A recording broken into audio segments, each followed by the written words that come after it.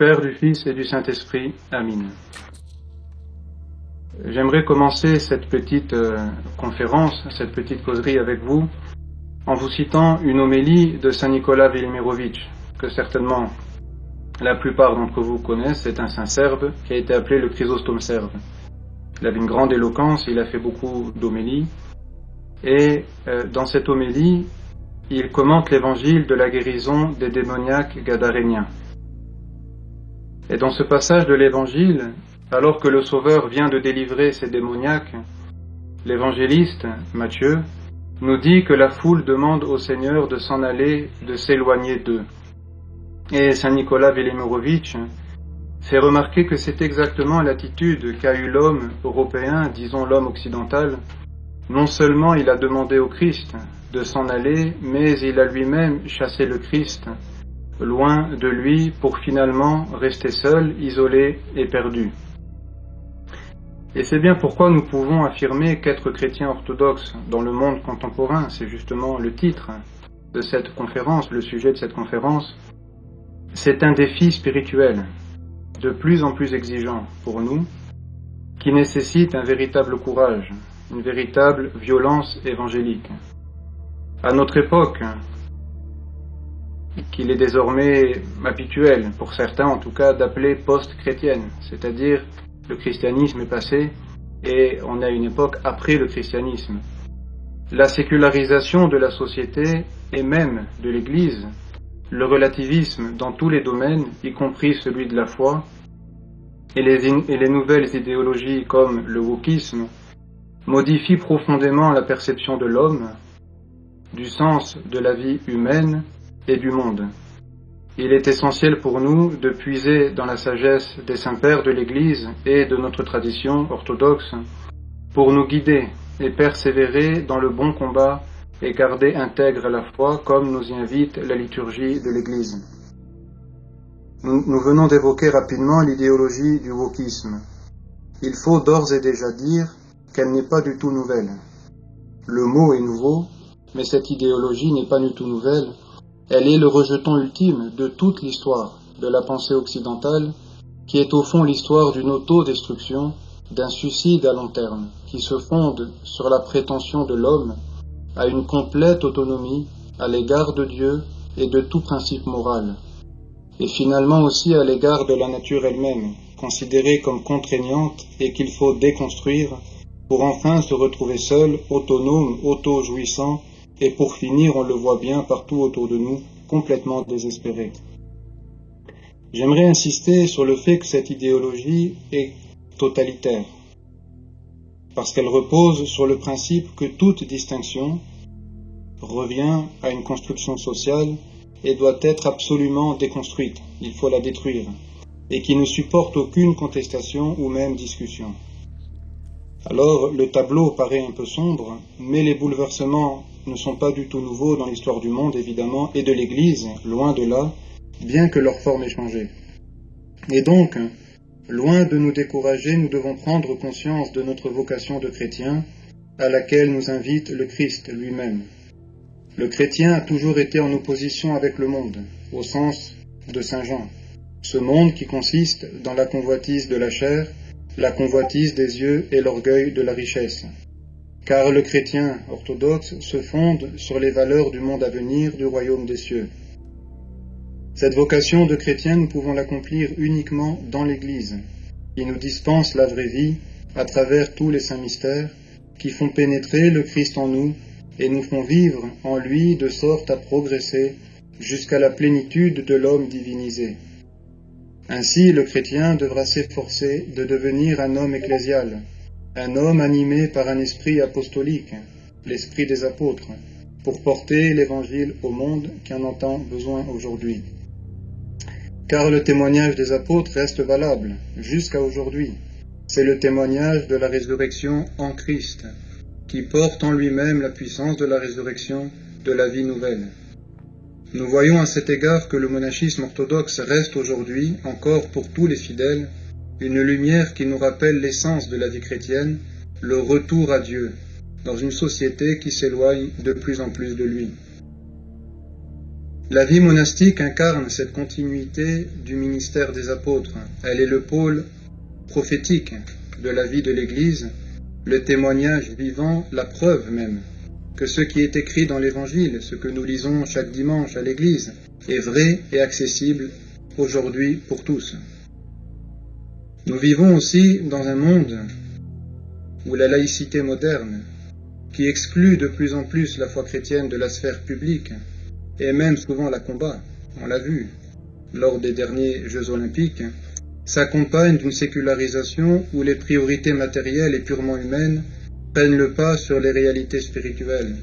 Et Saint Jean Chrysostome disait que là où la crainte de Dieu n'existe pas, les passions règnent. C'est exactement ce que nous pouvons constater dans une société qui cherche à remplacer Dieu par des valeurs temporelles, souvent éphémères et dégradantes pour l'homme. Et ces valeurs entre guillemets évidemment, ne sont rien d'autre qu'une nouvelle forme d'idolâtrie, telle qu'elle est dénoncée dans la Bible. Idolâtrie qui conduit à la mort de la personne et mort d'une civilisation tout entière. Saint Basile le Grand, un autre grand-père de l'Église, dans son exhortation aux fidèles, insistait sur l'importance de garder une perspective céleste pour le chrétien, en disant que nous ne devons pas nous perdre dans le monde, mais garder notre cœur fixé sur les réalités éternelles. Et donc, le chrétien orthodoxe, chacun d'entre nous, moi, nous laïcs, dans ce contexte, doit vivre en témoin, en martyr, rappelant que la vraie vie ne réside pas dans des biens matériels ou la reconnaissance sociale, mais dans la communion avec Dieu. La voie de la vie monastique, du monachisme en particulier, incarne cette renonciation au monde pour choisir la vie dans le Christ. Comme le disait Evagre, les moines sont ceux qui se sont séparés de tous pour être unis à tous, et cette union trouve sa plénitude dans la prière pour le monde en particulier. Le relativisme et l'idéologie du wokisme que nous avons rapidement évoqué et qui vise à abolir les distinctions objectives entre le bien et le mal, prônant une vision de la vérité qui varie selon les sensibilités individuelles, crée une grande confusion morale, déjà dénoncée par les pères de l'Église, et constitue une attaque contre la vérité éternelle incarnée dans le Christ.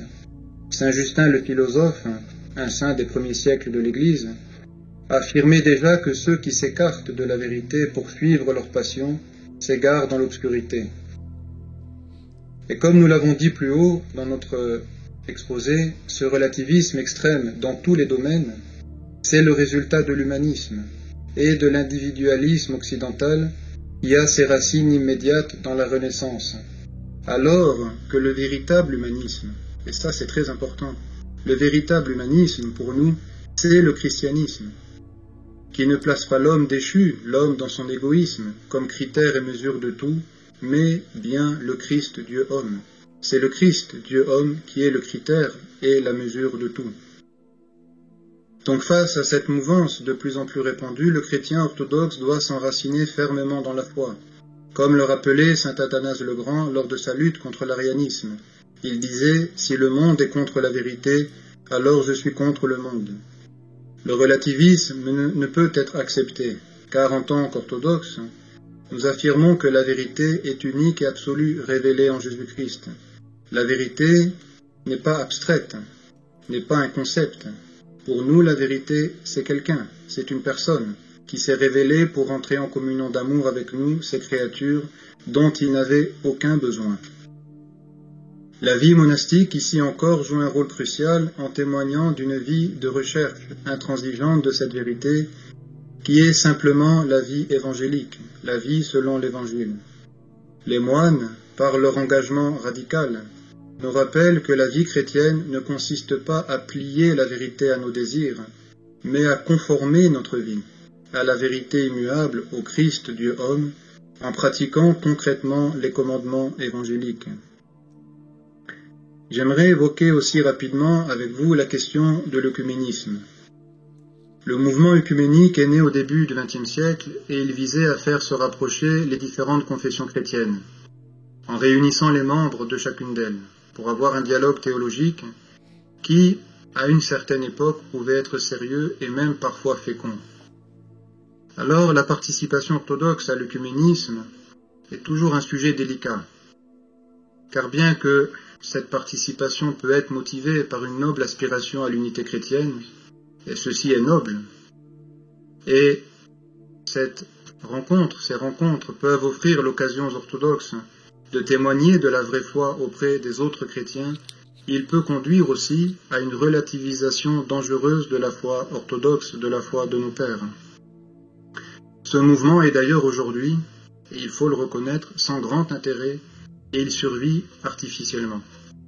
Saint Grégoire Palamas, un autre grand saint de notre Église, en résistant aux influences philosophiques et théologiques hétérodoxes de son époque, au XIVe siècle, soulignait que l'unité véritable ne peut être réalisée que dans le Christ, qui est la plénitude de la vérité. Céder sur des points essentiels de la foi pour une unité apparente revient à compromettre l'intégrité de cette foi. Saint Marc d'Éphèse, le seul évêque qui refusa de signer le compromis du concile de Florence, disait « Il est impossible de sacrifier la foi sur l'autel de l'unité. » De même, pour le chrétien orthodoxe aujourd'hui, l'unité ne peut jamais être obtenue en diluant ou en relativisant la foi orthodoxe. Nous devons toutefois préciser un certain intérêt de l'œcuménisme, disons pratique. Cet intérêt, c'est d'avoir permis à des chrétiens qui autrefois s'ignoraient et échangeaient injures et anathèmes de se rencontrer. Et ces rencontres informelles, et de préférence en dehors du cercle officiel de l'œcuménisme, peuvent parfois permettre à des hétérodoxes de découvrir l'orthodoxie, comme certains d'entre nous ont eu l'occasion de découvrir l'orthodoxie et de devenir orthodoxes, et que nous devons toujours présenter cette orthodoxie de manière positive. Personnellement, moi je constate, avec les personnes que je rencontre, qui viennent au monastère, les hétérodoxes qui viennent et qui s'intéressent à l'orthodoxie, qu'il vaut mieux en général, dans ce domaine, présenter l'orthodoxie en parlant des saints, de l'ascèse, de la prière, de la liturgie, plutôt que d'entrer immédiatement dans une opposition dogmatique qui est souvent stérile et passionnée. L'orthodoxie que nous avons personnellement reçue et que nous recevons à travers notre père spirituel et notre lien avec la Sainte Montagne, tout en étant traditionnelle et rigoureuse, c'est être aussi joyeuse, paisible et ouverte, sans crispation ni fanatisme, ce qu'on trouve aujourd'hui dans certains milieux orthodoxes, malheureusement. J'aimerais maintenant parler un peu de la vie monastique, du monachisme. La vie monastique, loin d'être un refuge, éloigné des préoccupations du monde, est au contraire une réponse prophétique à la crise spirituelle contemporaine. On entend beaucoup de gens aujourd'hui, déjà Saint Païsios écrivait cela à son époque, dire que les moines ne servent à rien, dire qu'il ferait mieux de servir le monde, d'aider les gens dans le monde, etc. Mais un père du désert enseignait déjà que le moine par sa vie montre ce que devrait être tout chrétien, un homme dont le cœur est tourné vers Dieu uniquement. Les moines et les moniales, en renonçant volontairement aux attraits du monde, deviennent des exemples vivants du royaume de Dieu. Leur vie de prière, de jeûne et d'ascèse est un rappel que la véritable guerre se trouve à l'intérieur de nous, dans la lutte contre les passions et les tentations. Cette prière du moine, dans la mesure où elle est détachée de tout attachement égoïste, entraîne l'Adam total, comme le disait saint Sophronie de Maldone, dans son mouvement vers l'union au Christ, jusqu'à ce qu'il soit tout en tous. Et donc, en ce sens, les monastères sont des phares spirituels, dans un monde plongé dans l'obscurité. Ils sont des lieux où la prière continuelle est offerte pour le salut du monde, et où on apprend, concrètement, humblement, dans les petites choses de la vie quotidienne, à vivre selon la volonté de Dieu, selon les lois de l'Évangile. Et c'est pourquoi il est important et très profitable que les fidèles visitent les monastères, y fassent des séjours et prennent conseil auprès des moines. Saint Séraphin de Sarov disait que si tu acquiers la paix intérieure, des milliers autour de toi seront sauvés. Eh bien, c'est l'expérience que nous faisons dans le monastère à notre humble mesure. Le monachisme est donc un don inestimable pour l'Église et pour le monde. Il est un rappel constant que la vie véritable se trouve en Dieu seul, et c'est pourquoi il est si souvent combattu à notre époque, car beaucoup de personnes, y compris des orthodoxes, ne comprennent pas véritablement ce qu'est la vie monastique. Un monastère, où qu'il soit, est donc une demeure de Dieu et la porte du ciel, comme le disait Iranda Emilianos de Simonus Petra. Un lieu où Dieu est présent en permanence et où les moines n'ont rien d'autre à faire essentiellement que d'assimiler en eux cette présence du mystère, non de manière égoïste évidemment, mais pour le salut du monde. Vivre en chrétien orthodoxe dans le monde contemporain nécessite donc un enracinement profond dans l'Évangile, dans les enseignements des saints-pères et une fidélité inébranlable à la foi orthodoxe, une confiance aussi en la tradition de sainteté de notre Église, qui est passée par bien d'autres épreuves, afin de ne pas nous laisser gagner par le découragement. Les défis actuels doivent être affrontés avec discernement et courage. La vie monastique orthodoxe, par son exemple et son témoignage, nous rappelle l'importance de la vigilance spirituelle. La nipsis, peut-être vous avez déjà entendu ce mot, dont parlent les saints-pères, et qui est un état de veille intérieure, d'attention constante sur ses sens et ses pensées, afin de lutter contre les tentations et les passions. Les saints-pères parlent souvent de la garde du cœur. Nous devons être comme un gardien, posté à l'entrée de notre cœur, pour y repousser les mauvaises pensées, en particulier par la prière de Jésus. C'est une sorte d'habitude que nous devons acquérir surtout lorsque l'on vit dans le monde, avec son bruit, ses images et toutes ses distractions. En ces temps troublés, nous devons, à l'image des pères de l'Église et des moines, rester fermement attachés à la vérité de l'Évangile et à l'Église, sans compromis ni concession, mais dans la joie et l'enthousiasme que nous procure notre vie spirituelle. Le chemin de la vie chrétienne est celui du combat spirituel, de la fidélité au Christ, et du rejet de tout ce qui pourrait diluer la foi reçue des saints apôtres et des saints pères. C'est en suivant cet exemple que nous pourrons, avec la grâce de Dieu, surmonter les épreuves de notre époque et vivre en témoin authentique de la vérité éternelle qui est le Christ vainqueur de la mort. Vivant l'épreuve, peut-être même de graves afflictions, nous devons toujours nous souvenir que le Consolateur remplit tout et est partout présent, comme nous le disons dans la prière du Roi Céleste au début de tous nos offices. Nous avons aussi l'exemple et la présence consolante de la Mère de Dieu dans l'Église. La présence des saints, qui sont les auxiliaires de Dieu. Les saints contemporains en particulier, avec les saints plus anciens évidemment, nous aident dans notre combat. Les saints Païsios, Porphyrios, Justin Popovic, Joseph Lésicaste, Cléopas de Roumanie et tant d'autres nous procurent zèle et optimisme. Ce n'est pas un hasard. Ce n'est pas un hasard si tant de saints ont été glorifiés par l'Église ces dernières années. C'est bien parce que nous avons besoin de leur exemple et de leur intercession. Vivre en chrétien aujourd'hui, affirmait saint Justin Popovic, un autre grand saint serbe, confesseur de la foi, il disait « C'est aller à la suite du Dieu homme, et faire sien son labeur, par le renoncement à soi, en se chargeant de la croix. Se crucifier signifie ne pas penser comme les hommes, ne pas considérer l'homme comme le critère suprême de la vérité, renoncer à l'égoïsme, à l'autosuffisance, à tout ce que le vieil homme en nous considère comme avantageux, et tout cela en vue de se revêtir du Seigneur Jésus-Christ, le Dieu homme, qui est le critère ultime de la vérité, de sorte que toutes nos pensées et nos actions deviennent ainsi divino-humaines, divinisées par la présence du Sauveur.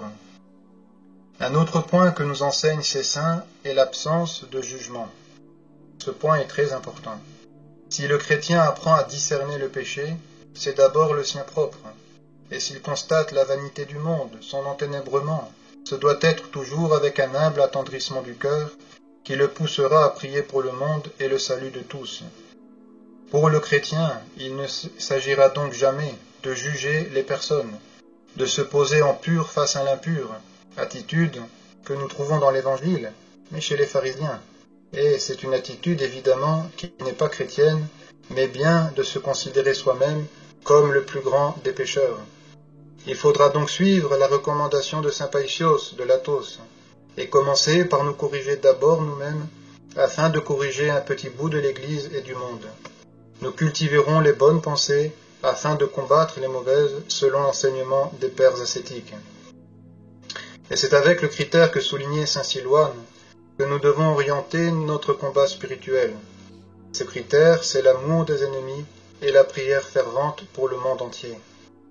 Mais afin d'entreprendre et de poursuivre le combat spirituel, le chrétien orthodoxe devra toujours sentir comme complètement indispensable son appartenance à l'Église du Christ, qui s'incarne dans sa paroisse, dans le monastère qu'il fréquente.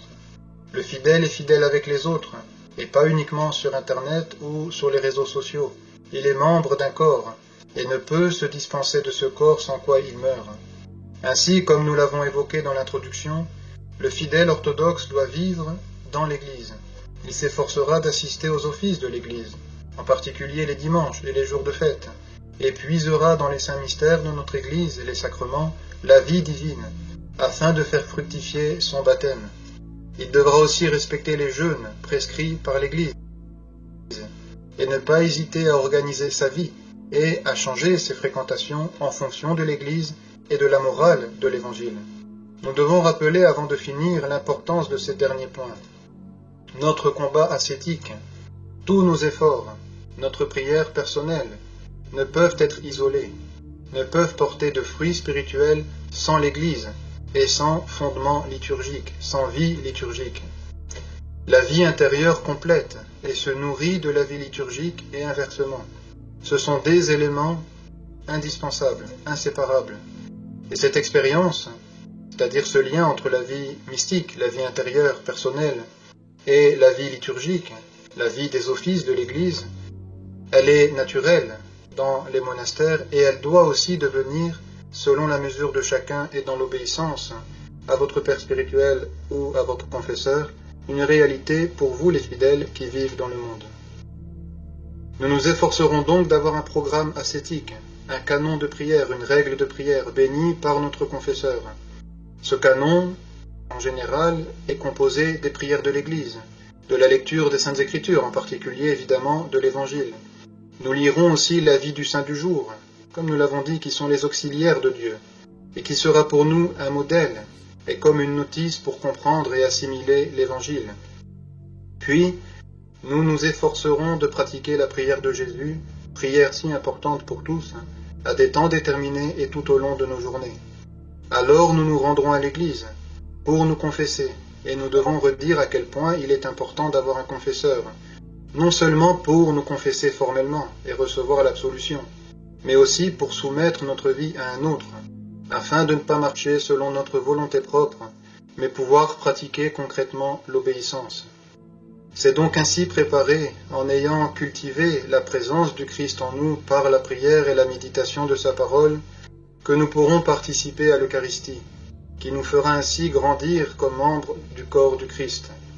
La participation aux autres mystères de l'Église, aux autres sacrements de l'Église, est aussi indispensable pour le chrétien orthodoxe, afin de pouvoir grandir dans ce mystère de notre foi et de notre christification. Ainsi, notre vie chrétienne sera naturelle et, je dirais même, facile et aisée. Même dans un monde qui n'est plus chrétien et se pose comme hostile à tout ce qui est chrétien, nous serons armés pour combattre nos passions, notre égoïsme et toutes les tentations que nous pouvons rencontrer sur notre route, sur notre chemin spirituel. Nous deviendrons tous des hommes et des femmes joyeux, paisibles, sûrs de nos valeurs et sans crainte de ce qui se passe autour de nous. Soyons bien tous certains que le meilleur témoignage que nous pourrons donner de la vérité, de l'orthodoxie, de notre foi, sera plus notre paix et notre joie profonde, jaillie de la prière qui elle-même jaillira de notre cœur que nos paroles et nos discours. Nous deviendrons alors de dignes successeurs des apôtres, clamant silencieusement à nos contemporains qui sont désolés et anxieux, le Christ est ressuscité. Ne craignez pas, car il a vaincu le monde. Et ainsi, pour finir et pour conclure, je vous encourage vraiment de tout mon cœur à persévérer dans votre combat, dans la prière sans vous décourager. J'encourage aussi les catéchumènes peut-être qui sont là et qui sont présents à nous écouter, à embrasser la foi avec zèle et à devenir de dignes porteurs du Christ, des Christophores, par leur entrée dans la Sainte Église. Nous vivons tous dans la joie de la résurrection et nul ne peut nous ravir cela, tout le reste passe. Seul le Christ ressuscité demeure et c'est cela qui doit être pour nous l'essentiel. Amin. Merci pour votre attention et j'espère ne pas avoir été trop bavard. Non, pas du tout. Merci Père pour votre intervention qui était pleine d'enseignements. Donc on a reçu beaucoup de questions. Donc avec Milan, on va vous les poser à tour de rôle. La première question nous vient du diacre Gabriel qui demande je vous remercie par avance pour votre présentation. Le sujet de la conférence m'amène la question suivante. Est-il faux de penser que nous vivons dans un monde où les tentations sont beaucoup plus présentes que dans le monde des chrétiens des premiers siècles? Le salut devient-il plus difficile dans ce monde? Ou alors le Seigneur récompense de la même façon un petit effort dans le monde contemporain et les grands efforts ascétiques des saints des premiers siècles? Non, c'est pas faux du tout. Au contraire. Vous savez, c'est évident qu'aujourd'hui, la vie dans le monde, et même dans les monastères, moi je vois quand je vais au Moatos, les moines me disent la technique, la technologie, les téléphones portables posent problème. Même au Moatos, vous voyez, même à la Sainte-Montagne. Donc même dans les monastères, évidemment, on n'est pas épargné par le monde et ce qu'il peut avoir de difficile à gérer et de tentation. Et je dirais même que le gouffre, l'abîme entre l'idéal du chrétien, entre la norme de l'évangile, c'est-à-dire ce que nous propose l'Église, demande ce que je disais, ce véritable humanisme, c'est-à-dire la divinisation du chrétien. C'est l'idéal de notre vie, c'est ce vers quoi on doit tendre. Donc l'idéal qui est proposé par l'Église et la norme qu'on trouve dans le monde, il y a un écart évidemment de plus en plus grand. Ce qu'on considère comme normal, ce qu'on considère comme étant la norme, est tout à fait naturel dans le monde, souvent c'est un péché dans l'Église. C'est une situation anormale pour l'Église. Alors évidemment, c'est plus difficile. Et quand on est chrétien orthodoxe dans le monde, on fait face à des difficultés peut-être que nos prédécesseurs dans la foi, que nos pères, il y a des siècles, mais même il n'y a pas si longtemps, ne faisaient pas face à ces difficultés-là.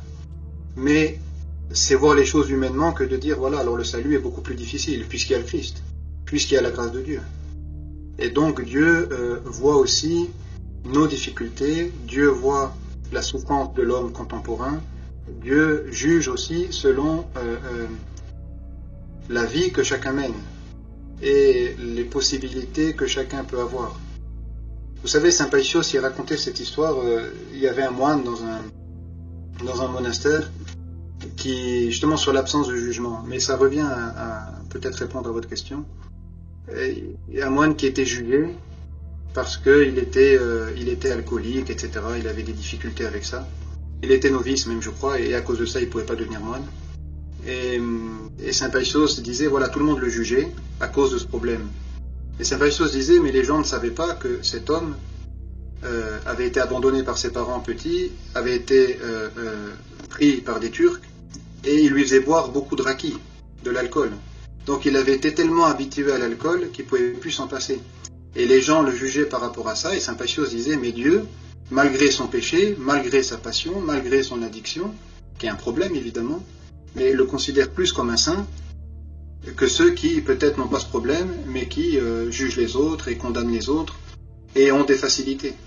Et on voit de nombreux exemples dans la vie des saints, dans les apophthegmes, où c'est les conditions dans lesquelles on vit concrètement que Dieu regarde. Et c'est notre combat que Dieu regarde, notre bonne volonté, notre bonne décision, notre bon cœur que Dieu regarde. Mais vous savez, quand on lit les homélies de Saint Jean Chrysostome, quand il était prêtre à Antioche, quand il parle de la société de son époque, en fait on retrouve les mêmes passions, les mêmes difficultés, les mêmes problèmes. Les passions sont toujours les mêmes. Les passions de l'homme, l'orgueil, l'égoïsme, l'amour égoïste de soi, toutes les passions sont toujours les mêmes. Simplement aujourd'hui, il est vrai, comme je l'ai dit, on vit dans un monde qui est rempli de ça et qui est envahissant pour les gens. Alors c'est à chacun de pouvoir gérer sa vie pour essayer d'évacuer au maximum et de faire sortir au moins de son foyer, de chez lui, de sa chambre, de sa cellule, de son monastère, de sa paroisse, ses tentations et ses problèmes. Mais évidemment, c'est plus difficile aujourd'hui. C'est plus difficile pour nous, mais Dieu aussi nous accorde plus de grâce. C'est ce que je dis aussi par rapport à la vie monastique. La vie monastique, c'est plus facile. Mais votre vie dans le monde, elle est plus difficile, donc Dieu vous accorde plus de grâce. Vous, dans le monde, vous avez plus de grâce que les moines, parce que votre vie est plus difficile. Alors, et la Mère de Dieu, et les saints, et le Christ lui-même, est plus proche de vous, parce qu'il voit votre souffrance, et la Mère de Dieu voit vos difficultés, et elle vous console plus que les moines. Les moines, ils en ont moins besoin.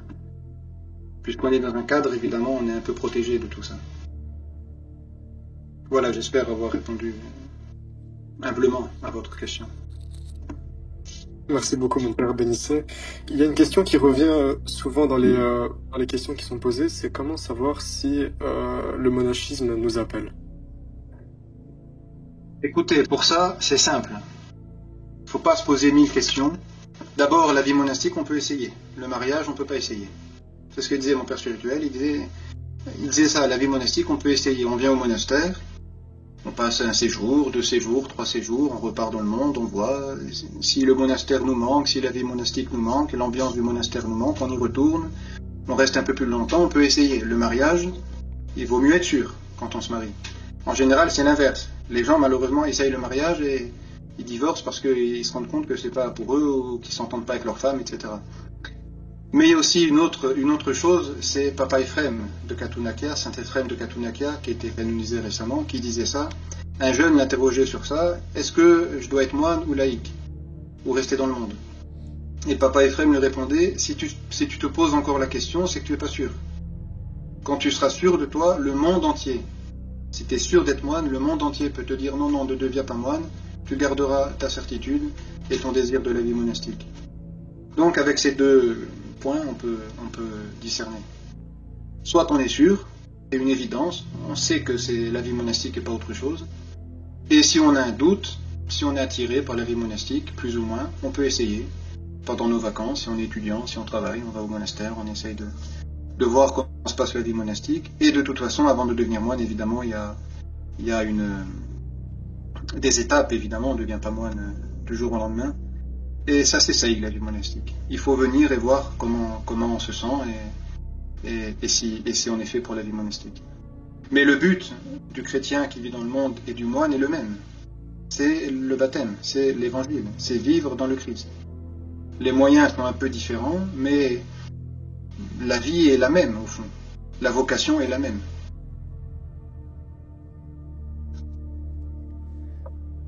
Ensuite, Voilà. on a une question sur le jeûne. Donc, quel est le but du jeûne dans l'orthodoxie? Comment bien le pratiquer et en espérer de bons fruits spirituels?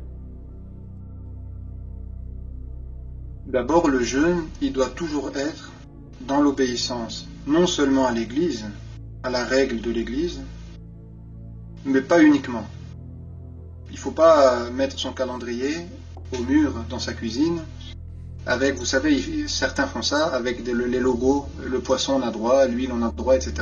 Dire voilà, bon, je vais faire très strictement, tout ça. Bon, c'est très bien, c'est un bon enthousiasme, c'est une bonne chose, mais il faut quand même que ce soit toujours avec la bénédiction de son père spirituel, de son confesseur. Ce que j'appelle père spirituel, ça peut être aussi le confesseur de la paroisse. N'importe quel prêtre qui a la bénédiction de confesser, on peut lui demander ce genre de choses. Le père spirituel, c'est pas forcément la mesure de Saint Joseph l'Hésychaste. Il ne faut pas attendre forcément que ce soit un grand saint. Beaucoup de gens entendent de leur père spirituel qu'ils sont un grand saint. Mais c'est l'humilité de celui qui demande, qui donne aussi la parole à celui qui est interrogé, au prêtre qui va vous répondre. Donc d'abord, demandez au prêtre, qui vous connaît, évidemment, pas n'importe qui. Quelqu'un qui vous connaît, qui vous voit évoluer, et qui peut vous dire, bah voilà, fais plutôt comme ceci, fais plutôt comme cela, et qui adapte le jeûne à chacun. Vous savez, dans l'orthodoxie, on a l'acrivie, c'est-à-dire la règle stricte, et l'économie. L'économie, c'est pas faire ce qu'on veut. Malheureusement, aujourd'hui, on pense que c'est ça l'économie. Mais l'économie, c'est la manière de pratiquer l'acrivie, c'est-à-dire comment avec la règle de l'Église, par exemple, qui me dit de jeûner les mercredis et les vendredis, pendant le grand carême de telle et telle manière, comment moi aujourd'hui, dans ma situation, étudiant, en activité dans le monde du travail, marié, pas marié, moine, pas moine, âgé, malade, etc., comment je peux adapter ça? Comment je peux vivre le jeûne, pratiquer le jeûne, et c'est valable aussi pour toutes les autres règles de l'Église, mais puisque vous m'interrogez sur le jeûne, je vais parler du jeûne. Comment je vais pratiquer le jeûne pour avoir des fruits spirituels? c'est-à-dire en vue du salut. Et pas simplement pour me fatiguer ou pour m'épuiser. Il y a cette dimension aussi, évidemment, de perdre quelque chose, de jeûner, c'est-à-dire de nous fatiguer, de nous épuiser, mais à condition que ce soit dans un enthousiasme, dans une joie spirituelle, de l'offrir au Christ. Pas quelque chose qu'on subit, pas quelque chose comme ça à laquelle on obéit un peu aveuglément. Même s'il y a aussi cette notion, c'est la règle de l'Église, on y obéit avec la bénédiction de notre Père spirituel. Mais le jeûne, il doit creuser quelque chose en nous, un vide, un besoin, plutôt que de le remplacer par des repas, par un kebab ou je ne sais pas autre chose que vous aimez. Le Christ, on y met le Christ, la prière. Ça donne plus de temps pour la prière, ça donne plus de temps pour nos frères aussi. Et ça peut nous faire des économies pour faire l'aumône. En général, pendant le Carême, l'Église nous invite, avec ce qu'on a pu économiser sur les choses qu'on n'a pas achetées pour s'alimenter, on peut donner aux pauvres. Donc il y a toute cette notion. Mais toujours retenez l'obéissance, la bénédiction du confesseur. Dans un monastère de l'égoumène, dans la paroisse du prêtre auquel on se confesse, ou de son père spirituel. On peut avoir un confesseur dans la paroisse et un père spirituel qui nous suit plus sur ces questions-là, sur les questions plus profondes. Mais vous voyez l'idée, l'obéissance d'abord. Et aujourd'hui, le jeûne des informations, le jeûne des réseaux sociaux, le jeûne du téléphone, le jeûne des portables, le jeûne des ordinateurs, de tout ça, est important aussi. Ça ne remplace pas évidemment le jeûne alimentaire. Il faut que le jeûne alimentaire garde sa valeur, c'est traditionnel, c'est la règle de notre Église, c'est la tradition de nos pères, il faut garder ça. Mais la règle, elle est là pour nous mesurer. Donc il faut garder la règle. Par contre, le jeûne, il va aussi dans le sens de tout ce qui nous distrait. Si on jeûne des aliments pour avoir plus de temps pour le Christ, il ne faut pas remplacer ça par des occupations vaines, des distractions et toute autre chose. Merci beaucoup pour votre réponse, Père. Il y a une question qui demande comment lutter face à l'acédie. Je dirais qu'on ne lutte pas face à l'acédie. On l'accepte, elle est là. Bon, on est découragé, on n'a pas envie, on n'a pas envie de faire son canon, on est un peu déprimé, on est un peu dans cet état. Plutôt que de lutter, on peut l'offrir au Christ. C'est-à-dire dire, voilà Seigneur, aujourd'hui j'ai ça à t'offrir. Alors, cette petite chose, je vais te l'offrir. Mon acédie, mon découragement, mon désespoir, ma négligence, mon combat contre le sommeil dans mon canon. Donc on va faire son canon, on va faire sa lecture habituelle, et même si on ne ressent rien, même si on est dans cet état, on l'offre au Christ. Parce que le Christ, évidemment, on aime lui offrir nos vertus. On aime jeûner et dire au Christ, voilà Seigneur, j'ai jeûné, voilà, je te donne ça. J'ai prié tant d'heures avec mon chapelet, je te donne ça. J'ai fait tel pèlerinage, je te donne ça. J'ai donné tant d'argent aux pauvres, je te donne ça. Et nos problèmes, nos difficultés, on ne les donne pas au Christ. On pense qu'on peut les régler nous-mêmes. Non, il faut dire, Seigneur, aujourd'hui j'y arrive pas. Alors, je vais te donner ça. Je ne peux pas te donner plus. Vous voyez ? Parfois, on a l'impression qu'il faut combattre les passions un peu de front. Saint Porphyrios de Kapsokalévia, un grand saint aussi en Grèce, que vous connaissez tous, je pense. Il disait ça, il faut pas tant lutter contre les passions que se tourner vers le Christ. Évidemment, il faut lutter contre les passions, mais il voulait dire, ne vous fatiguez pas à penser à vos passions, à dire oh là là, j'ai encore fait ça, j'ai encore fait ceci. Tournez-vous vers le Christ. On pêche, on va voir son confesseur, on se confesse, et on est de nouveau avec le Christ. Mieux vaut se tourner vers le Christ, penser au Christ, tourner la boussole comme ça de notre vie vers le Christ, avec enthousiasme, avec joie. Et même si on n'a pas d'enthousiasme, et même si on n'a pas de joie, ben on se tourne quand même vers le Christ, et on compte sur le Christ pour qu'il puisse nous donner sa grâce et nous faire avancer dans la vie spirituelle. Vous savez, la vie spirituelle, c'est toujours la synergie. Notre volonté et la grâce de Dieu. Nous, avec notre propre volonté, on ne peut rien faire sans la grâce de Dieu. Mais Dieu aussi, il permet qu'il puisse rien faire sans notre volonté. Donc il veut notre bonne volonté. Même si parfois notre bonne volonté, elle est aussi grande qu'une fourmi ou qu'une poussière. Il faut quand même lui donner ça. En faisant quelque chose. Même si on a de l'acédie, si notre canon dure par exemple 1 heure, et qu'on a de l'acédie, on fait quand même un petit quelque chose. On fait des minutes, on fait 5 minutes, on fait un quart d'heure. Si on ne peut pas plus, tant pis. Mais on fait au moins quelque chose. Merci Père pour votre réponse. La question suivante est celle-ci. Quelle lecture conseillez-vous afin d'approfondir ses connaissances de l'orthodoxie? Bon, il y a beaucoup de livres aujourd'hui, grâce à Dieu, qui sont traduits en français. On peut lire les pères, évidemment, mais les pères ne sont pas accessibles pour tous, parce qu'il faut une petite base, quand même, de l'orthodoxie, et une vie dans l'Église. Je ne sais pas si c'est quelqu'un qui est orthodoxe qui pose cette question ou pas. Si c'est un catéchumène, ça dépend des personnes, évidemment, donc je peux répondre que de manière générale. Moi, je conseille toujours les livres du Père Placide. Je l'ai très bien connu, et quand j'étais encore dans le monde. Et c'était très bons livres. C'était un homme véritablement qui avait une connaissance de l'orthodoxie très profonde, une expérience de l'orthodoxie très profonde, de la vie monastique, de l'Occident aussi, du monde occidental, puisqu'il a été moine catholique pendant très longtemps. Et il est devenu orthodoxe au Moatos à Simonos Katra. Comme vous savez, je pense que tout le monde le connaît. Il est très connu en Grèce, en Roumanie, même en Russie, je pense. Ses livres sont traduits. Jean-Claude Larcher, c'est des très bons livres aussi. C'est très sérieux, c'est très orthodoxe. Et puis après, vous avez tous les pères de l'Église, à lire. Demandez au prêtre de votre paroisse qui vous connaît mieux et ce qui est bon pour vous. C'est difficile de répondre de manière générale à une personne en particulier. Et évidemment, les évangiles, les saintes écritures, la vie des saints du jour, ça c'est très important. Parfois on passe un peu à côté de ça et on cherche une formation un petit peu intellectuelle de l'orthodoxie. Mais l'orthodoxie, on l'acquiert surtout par l'expérience. C'est-à-dire, comment vous dire, on vit l'orthodoxie.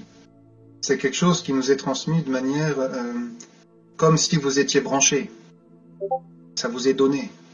Moi, quand je vais en Grèce, ou au Moatos même, parfois des gens très simples, des moines très simples, ou des laïcs très simples que j'ai pu rencontrer, qui ne sauront pas vous expliquer ce que c'est la Sainte Trinité, qui ne sauront pas vous expliquer ce que c'est l'enseignement de Saint Maxime le Confesseur, qui est Saint Jean Damascène, etc., mais qui seront véritablement des orthodoxes, parce qu'ils auront un mode de vie orthodoxe, une manière de penser orthodoxe, une manière de se comporter orthodoxe, et ils sentiront comme d'instinct ce qui est orthodoxe.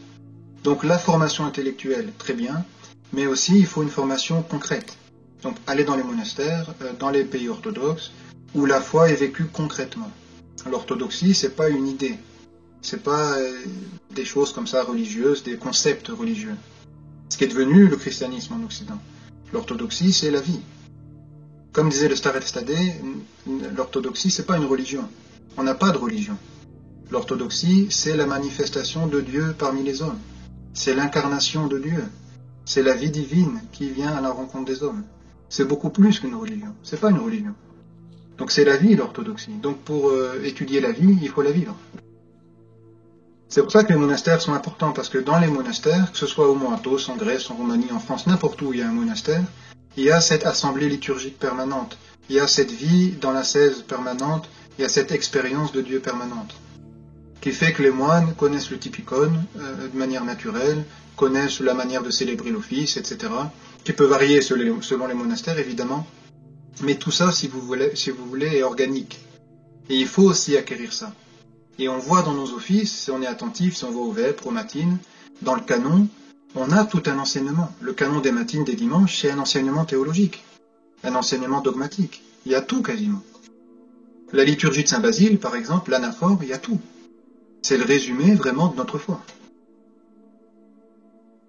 Mais si vous voulez des choses plus évidemment, c'est important aussi de se former intellectuellement. Jean-Claude Larcher, Père Placide, les pères de l'Église. Il y a le centre Dumitru Stalinoé qui fait des cours aussi.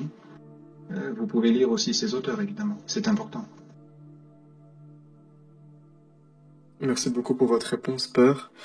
On a une question qui demandait n'est-ce pas, entre guillemets, dangereux pour un laïc du monde, avec les pieds bien ancrés dans la société, de vouloir absolument, entre guillemets, imiter ou copier une sorte de quotidien de moine sans en avoir réellement les possibilités?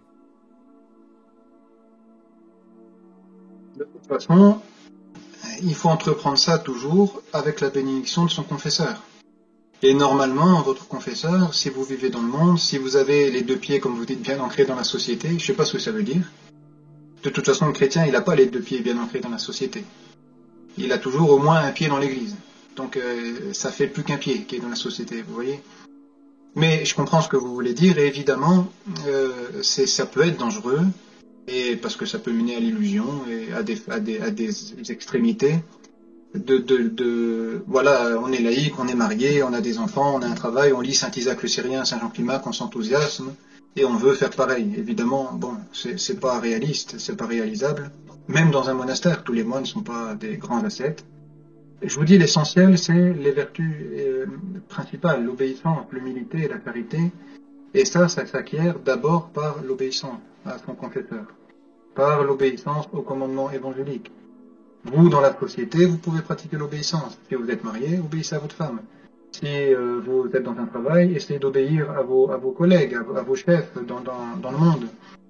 Évidemment, quand ça ne concerne pas de commettre des péchés et d'enfreindre la loi de Dieu et la foi, évidemment.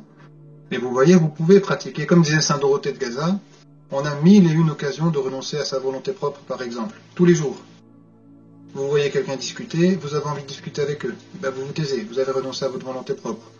Père Placide disait, par exemple, votre épouse vous dit, prenez votre parapluie, il va pleuvoir, vous savez qu'il ne va pas pleuvoir, mais vous lui dites, ok, je vais prendre le parapluie, vous obéissez, vous renoncez à votre volonté propre. Vous voyez, tout ça, c'est beaucoup plus efficace quand on vit dans le monde, mais même dans un monastère, l'obéissance de toute façon est beaucoup plus efficace que toutes les ascèses. Surtout quand ces ascèses sont inspirées par notre volonté propre, évidemment. Quand c'est nous qui organisons notre programme ascétique sans demander conseil à quelqu'un d'autre, et en l'occurrence à un confesseur. Mais la vie des laïcs, quand même, est inspirée par la vie des moines. Les règles du jeûne, elles viennent des monastères. Le typicone vient des monastères. Tout vient des monastères, on peut dire, dans l'Église. Au point de vue liturgique, il y a une influence cathédrale, etc. Bon, on va pas parler de tout ça, mais si vous voulez, l'essentiel du mode de vie orthodoxe, quand même, est inspiré par les moines, parce que c'est l'idéal de la vie chrétienne. Mais cet idéal, il est adapté à chacun. Je vous dis, dans un monastère, nous ici, on est 8, 9, les 9 n'ont pas le même canon. Les 9 ne jeûnent pas de la même manière. Les 9 n'ont pas la même ascèse. Parce que dans l'orthodoxie, ce qui est très important, c'est une vie personnalisée. Encore une fois, ce que je vous disais, la règle et l'application de la règle à chacun, avec son père spirituel.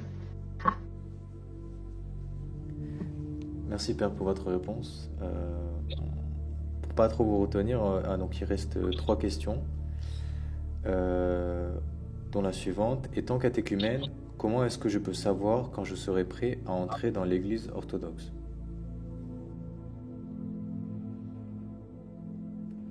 Qu'est-ce que ça veut dire être prêt? Si vous voulez dire être digne, on n'est pas digne. On n'est pas digne d'être chrétien, on n'est pas digne de porter le nom du Christ. Ce qui fait notre dignité, c'est notre désir. Tant que vous avez le désir, alors vous êtes prêt. Après, il y a une préparation, évidemment, de catéchèse. Et ça, c'est le prêtre de votre paroisse, qui vous connaît, qui vous suit. Je ne sais pas, vous fréquentez certainement une paroisse, puisque vous êtes catéchumène. Parlez avec votre prêtre, et lorsque lui jugera que vous êtes prêt, si vous avez des doutes vraiment sérieux, bon, vous pouvez demander conseil à un autre père spirituel qui peut vous connaître, et mettre comme ça vos réserves et votre inquiétude. Mais de toute façon, le baptême, c'est pas une récompense à quelque chose, c'est pas la fin de quelque chose, au contraire, c'est le début. Votre baptême, ça va être le début, votre entrée dans l'église, ça va être le début de votre vie chrétienne. Ça va être le début du combat. Donc, est-ce que vous êtes prêt à entamer le combat? Si c'est oui, alors vous pouvez entrer dans l'église. À condition, évidemment, d'avoir reçu une formation, une catéchèse suffisante. Dans l'église ancienne, la catéchèse était longue, plusieurs années. Moi, je pense que 6 mois, 1 an, c'est pas mal. Il faut pas moins. Ça dépend des personnes, évidemment, mais le temps vraiment d'assimiler les choses. Et on vit une époque aussi où les gens peuvent être instables, et les gens peuvent devenir orthodoxes et puis faire autre chose après, et parce qu'on les a reçus trop vite. Et c'est un problème qu'on peut rencontrer parfois, des gens qui sont devenus orthodoxes et qui ne sont pas du tout formés. Donc la vertu se trouve dans la mesure, en toute chose. Donc n'attendez pas trop, mais une fois que vous êtes prêt, que le prêtre de votre paroisse considère que vous êtes suffisamment formé, au niveau du catéchisme, eh bien, entrer dans l'Église.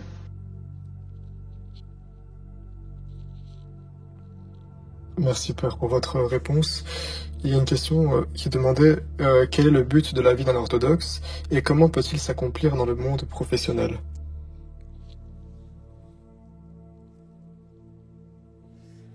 Le but d'un orthodoxe, c'est ce qu'on a dit, c'est la divinisation. C'est de devenir semblable au Christ, c'est de vivre dans le Christ. Ce que dit saint Paul, c'est plus moi qui vis, c'est le Christ qui vit en moi. Alors, ça, on peut l'accomplir n'importe où, dans n'importe quel travail, évidemment, à condition que ce travail soit conforme à la vie de l'Évangile et à notre foi et aux règles de l'Église. Ça dépend du travail qu'on fait, évidemment. Mais puisqu'on va considérer que c'est un travail tout à fait normal, eh bien, je vous dis, c'est en pratiquant simplement les commandements de l'Évangile. Hieronda Emilianos, il disait dans un livre qui vient de sortir, dans une catéchèse à ses moines, il parlait de ça. Vous parlez, vous, de la vie professionnelle. Mais je vais faire un parallèle avec la vie professionnelle dans le monastère. Les moines, évidemment, on ne travaille pas. On n'a pas de profession en dehors du monastère, mais on travaille beaucoup dans le monastère. Chaque moine a une obédience. C'est l'égoumène qui donne l'obédience aux novices ou aux moines. Donc chaque moine a, on va dire, une profession, si vous voulez. Et Hieronda Emilianos lui disait, avant tout dans votre profession, dans votre obédience, dans votre diaconima, c'est-à-dire jardinier, boulanger, ecclésiastico, c'est-à-dire le sacristain qui sert à l'église, celui qui fabrique les cierges, ce que vous voulez, peu importe le travail que vous faites. Il disait, Hieronda Emilianos, établissez d'abord le royaume de Dieu. C'est-à-dire, installez d'abord dans votre cadre de vie, au travail, dans votre organisation, dans votre programme, placez le royaume de Dieu, c'est-à-dire le Christ, avant tout, par la prière, par la lecture des livres spirituels, et par surtout un état intérieur, c'est-à-dire je me tiens devant le Christ. Vous savez, dans la vie de saint Dosithée, qui était disciple de saint Dorothée de Gaza, saint Dorothée, il a eu un disciple qui s'appelait Dosithée, et il s'occupait de l'infirmerie. Et il se plaignait beaucoup, et son père spirituel lui a dit, mais le travail qui est fait dans l'obéissance, et en ayant la prière, pas forcément de répéter sans cesse la prière de Jésus, par exemple. Il y a des travails, il y a des professions où on ne peut pas répéter la prière de Jésus. Si vous êtes médecin, si vous êtes informaticien, si vous faites des choses où il vous faut réfléchir et penser, vous ne pouvez pas avoir la prière toujours dans votre esprit. Mais si vous le faites dans le Christ, en priant avant, par exemple, et en confiant votre tâche, votre travail entre les mains du Christ, votre œuvre entre les mains du Christ, ce que vous allez accomplir au nom du Christ, ce sera une prière. Donc c'est ça qu'il faut faire avant tout. Peu importe le métier, je ne sais pas ce que vous faites comme métier, peut-être vous pouvez dire si c'est pas gênant.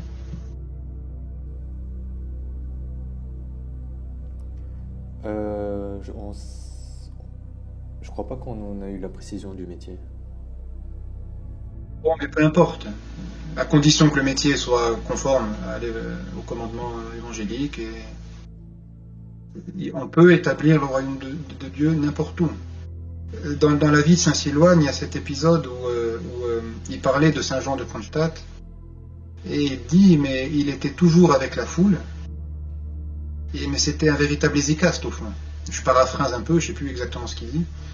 Mais au fond, il voulait dire, saint Jean de Kronstadt, il était toujours entouré de monde, dans la foule, dans le bruit, dans les distractions, tout le monde l'interrogeait, lui demandait un conseil, il était toujours en dehors de sa paroisse, toujours en dehors de sa maison, et pourtant il était toujours avec Dieu, parce qu'il avait cet état intérieur. Évidemment, l'Izikia, c'est-à-dire le retrait du monde, c'est important, pour pouvoir un peu construire des fondements solides, si vous voulez, construire la prière. Mais vous pouvez être hésicaste, dans un certain sens, à certains moments dans votre journée. Pour revenir un peu à la question d'avant, est-ce qu'on peut vivre comme un moine quand on est dans le monde? Pourquoi pas, mais à certains moments de la journée. Vous pouvez accomplir l'idéal du moine à certains moments. Quand vous vous dites de 21h à 22h, de 5h à 6h du matin, de 7h à 8h, j'en sais rien, comme vous voulez. Je fais ma règle de prière, là, il n'existe rien d'autre. Et mon épouse, et mon téléphone portable, et mon ordinateur, et mes réseaux sociaux, et toutes ces choses-là, ça n'existe plus. Je suis seul devant Dieu. Et à ce moment, vous pouvez être comme un moine, en quelque sorte. Merci Père pour votre réponse. Et enfin la dernière question. Si on n'a pas la possibilité de se rendre dans une église orthodoxe, que faire? Et si nos parents s'y opposent? C'est difficile. C'est très difficile. Quel âge a cette personne? Milan, est-ce que tu sais? Non, j'essaie de retrouver le message et de lui demander. C'est difficile cette situation, évidemment, parce qu'elle est pleine de souffrance. Il ne faut pas désespérer, parce que Dieu voit votre situation. Et tournez-vous vers lui et demandez-lui son aide. Demandez l'aide de la Mère de Dieu. C'est indispensable, de toute façon, si vous êtes orthodoxe ou si vous voulez devenir orthodoxe, de vivre, comme je vous l'ai dit dans la petite conférence. Ça, c'est indispensable. On est chrétien dans une paroisse, dans un monastère, c'est-à-dire avec d'autres. L'Église orthodoxe, elle manifeste sa plénitude dans la liturgie. Vous voyez, quand le prêtre ou l'évêque, ou le prêtre mandaté par l'évêque célèbre la liturgie, qui communie au calice, et que les fidèles communient tous au corps et au sang du Christ, au même calice, là, l'Église orthodoxe, l'Église catholique en plénitude est là, présente. Et donc c'est indispensable pour le chrétien de faire partie de ce corps. Et quand on va tous communier, quand on est orthodoxe qu'on va communier, on devient membre les uns des autres. Non seulement membre du corps du Christ, mais le corps du Christ, il s'incarne avec les gens réels qui sont autour de nous et qui communient avec nous. Donc on ne peut pas être chrétien seul. Alors évidemment, après, dans notre vie, il peut y avoir des circonstances, malheureusement, qui fait qu'on est loin d'une église, ou qu'on est malade, par exemple. Il peut y avoir des personnes très âgées qui sont incapables de se déplacer à l'église. Alors évidemment, ils font toujours partie de l'église. Mais c'est des cas particuliers. En tous les cas, dès que vous avez la possibilité de vous organiser pour au moins visiter de temps en temps un monastère ou une église, il faut visiter. Après, sur l'opposition des parents, bon, si vous êtes mineur, évidemment, c'est un peu difficile. Mais il faut essayer de leur expliquer avec le plus de paix et de confiance en Dieu possible, sans vous opposer, sans rentrer en contradiction, etc. Parce que ça ne fera que amplifier la difficulté que vous avez. Mais bon, je ne vous connais pas suffisamment pour pouvoir en dire plus. Mais ensuite, bon, il faut parfois, malheureusement, pas se fâcher, mais enfin être parfois en désaccord avec les membres de notre famille quand on veut suivre le Christ. Ça, c'est la situation que beaucoup vivent. En général, et ce qui est encourageant quand même, c'est que si nous-mêmes, notre conscience ne nous reproche rien, si nous-mêmes on cherche à être dans la paix, à les accepter comme ils sont, à accepter même leur opposition, à prier pour eux, sans les juger, sans vouloir leur imposer quelque chose, sans vouloir leur imposer notre orthodoxie, etc., ils finissent par comprendre.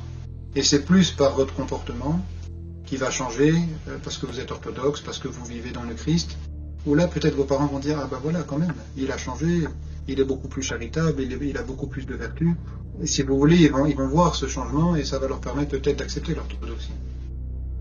Mais il y a des situations où, évidemment, seul Dieu, seule la Mère de Dieu, seuls les saints peuvent nous secourir et nous venir en aide. Et il y a aussi des situations qui ne s'arrangent pas. Et c'est notre croix. Il faut la porter. Il y a des difficultés, il y a des différends, il y a des conflits même qui peuvent s'installer. Si notre conscience ne nous reproche rien, si on n'est pas coupable en quoi que ce soit dans cette situation, eh bien, bon, il faut prier pour eux et patienter, prendre patience. Le Christ nous dit ça, que la division, évidemment, est inévitable.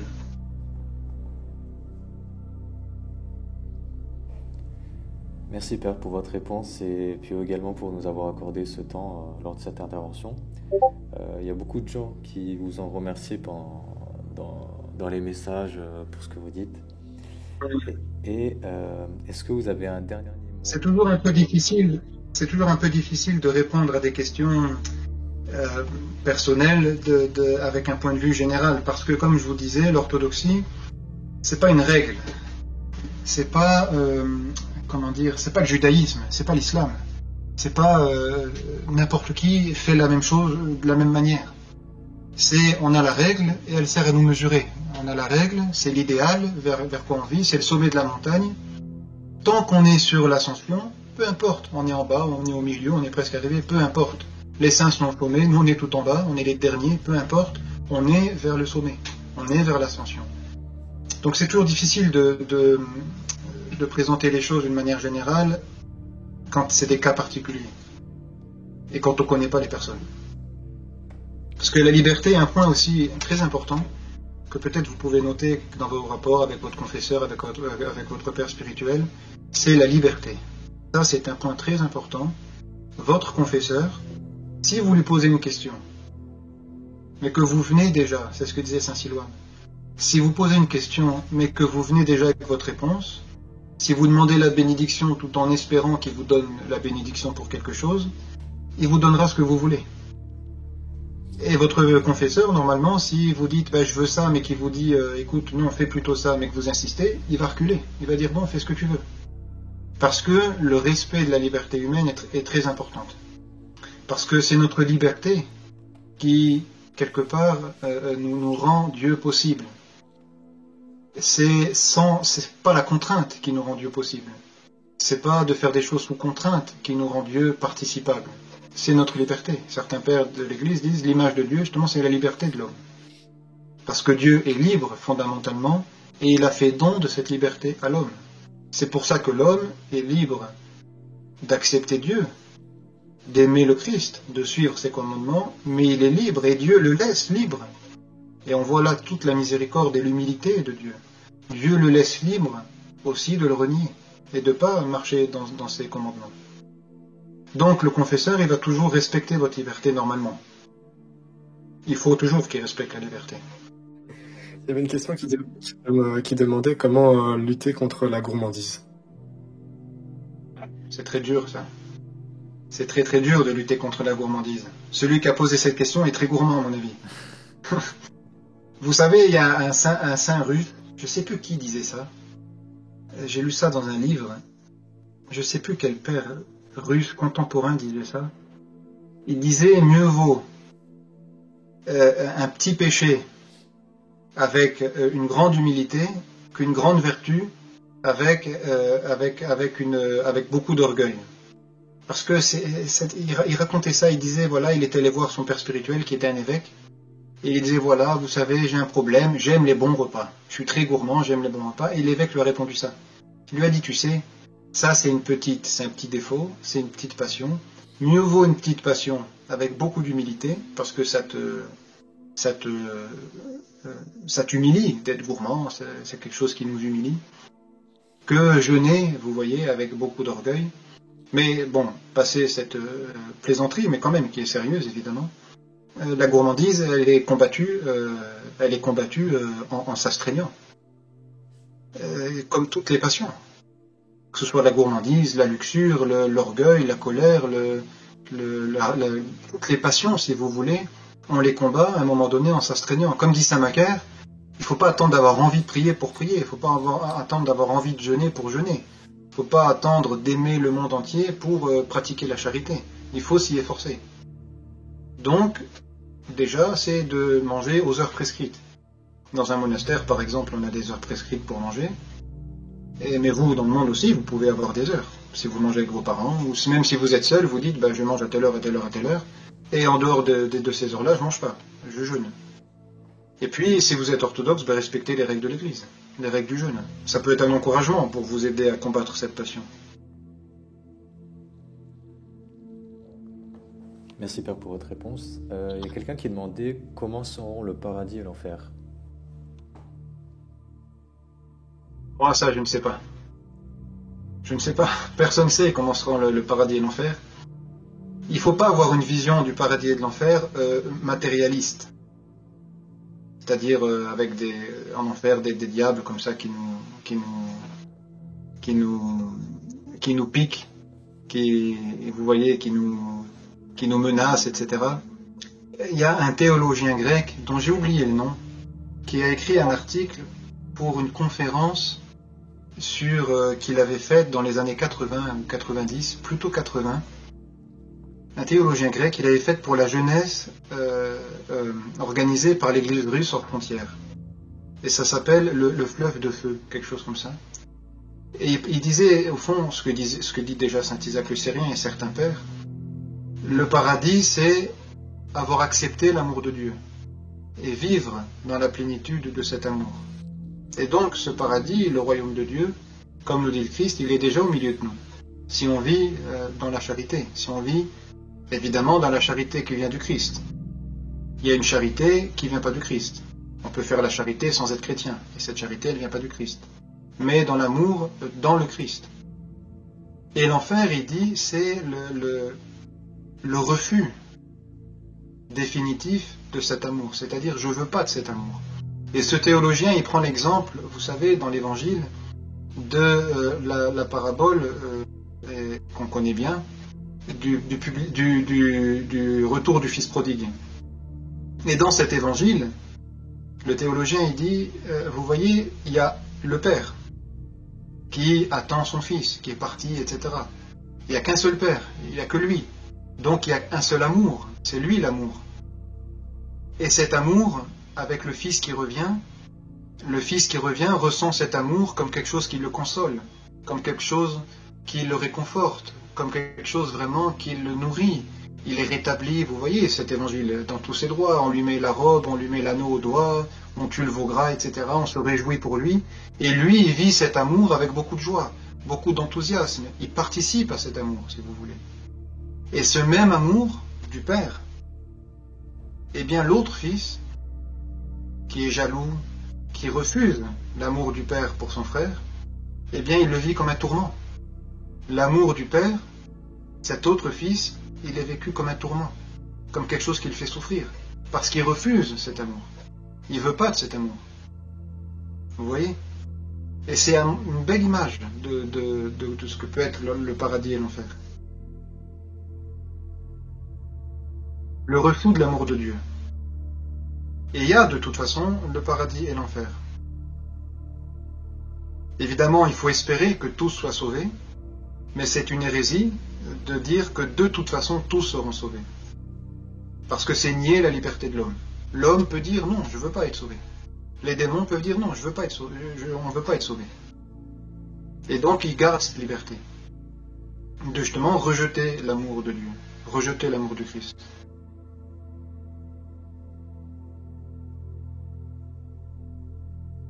Merci pour votre réponse, Père. Il y a une question qui demande que faire contre le doute. Le doute. Le doute à quel niveau? De la foi. À mon avis, je pense que c'est ça.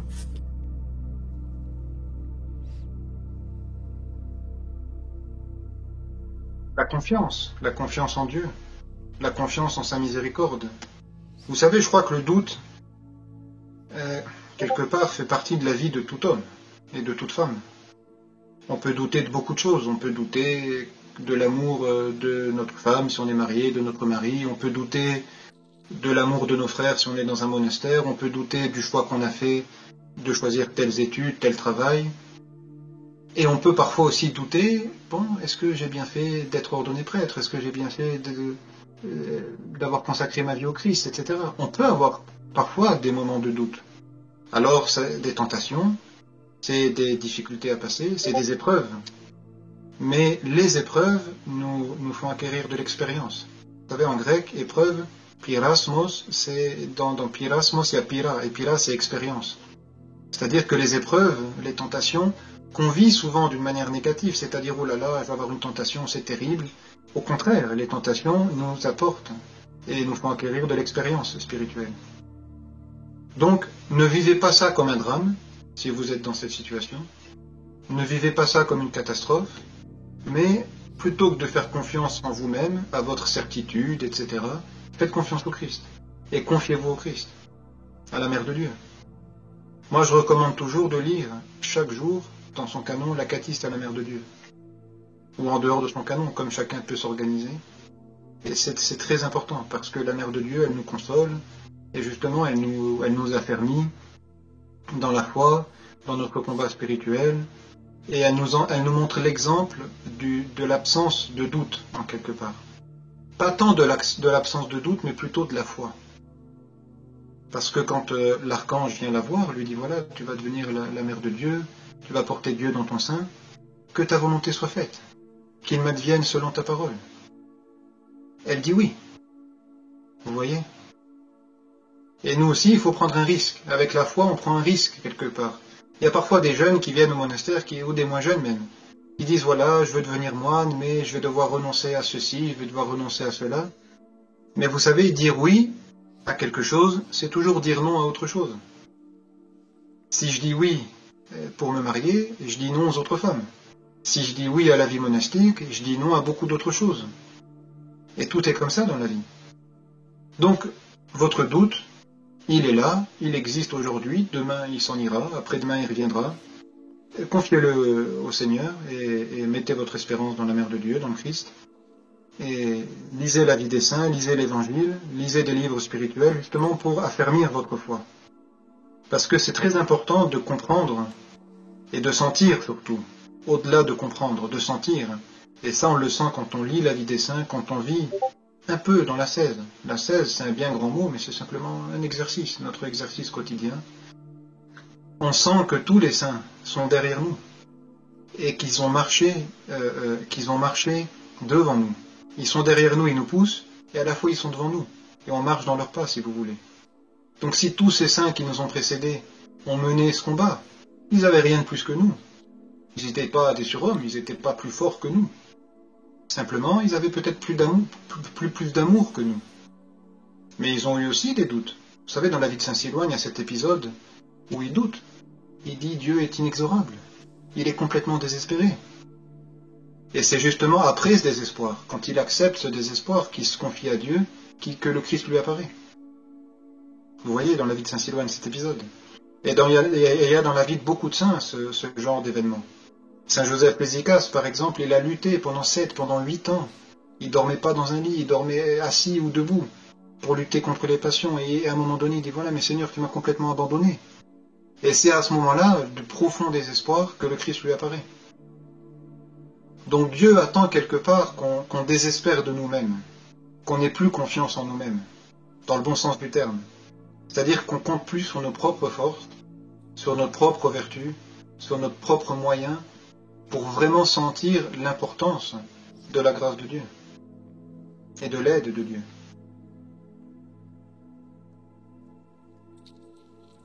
Merci Père pour votre réponse. La personne suivante nous dit « Bénissez Père, comment savoir si quelque chose ou quelqu'un est bon pour nous et vient de Dieu ?»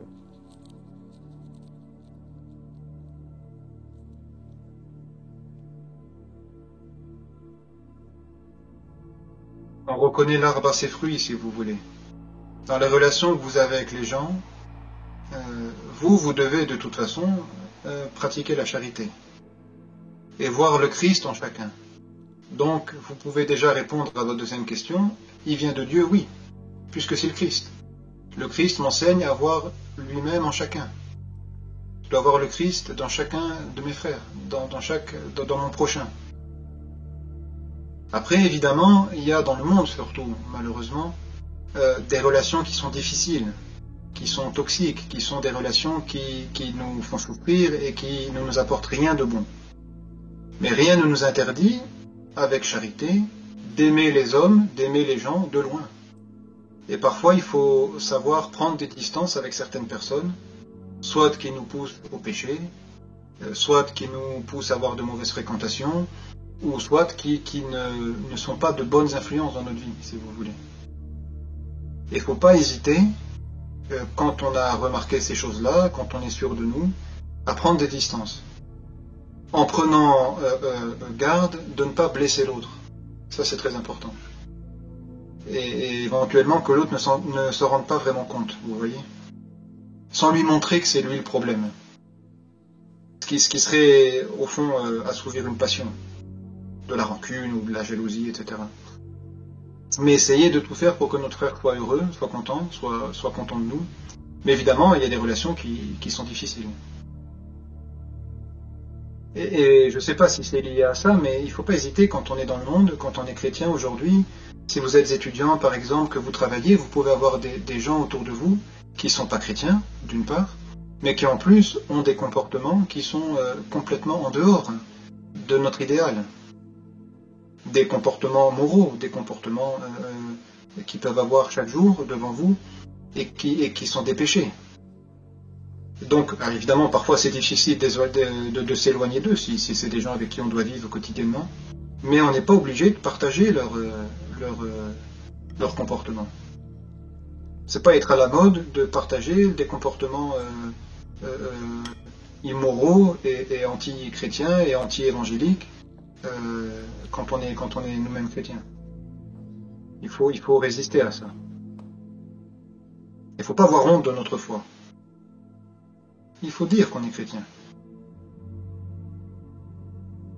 Sans prosélytisme, forcément, mais si on nous interroge sur telle ou telle pratique qu'on a, pourquoi on ne réagit pas comme les autres, pourquoi on ne participe pas à telle et telle chose qui sont des péchés, etc., ben on dit non, moi je suis chrétien.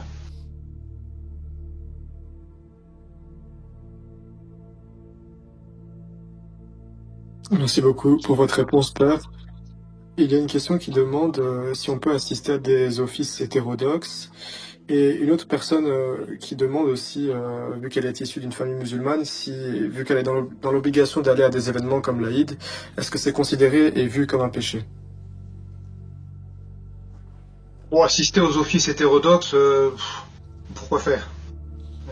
Parce que c'est pas très intéressant. En général, quand on est orthodoxe et qu'on a toute la chance et la grâce, et moi je dis toujours c'est une grâce. Pour nous qui sommes moines, parfois on est habitué malheureusement aux offices, à la liturgie. Nous ici on a la liturgie tous les jours, sauf le lundi, mais enfin tous les jours. On a les agrippnies, le typicon, tous ces offices, et parfois on se rend compte de la richesse de nos offices, de la valeur de nos offices. Alors si on se retrouve dans un office catholique ou protestant, pour nous parfois ça n'a vraiment aucun intérêt, on se demande ce qu'on fait là. Bon, si on y est obligé, j'en sais rien, vous êtes orthodoxe et puis il y a un baptême dans votre famille catholique, vous n'allez pas vous fâcher avec votre famille, vous y allez. Évitez simplement de dire des prières ou de faire des choses comme ça. C'est des choses qu'il vaut mieux éviter.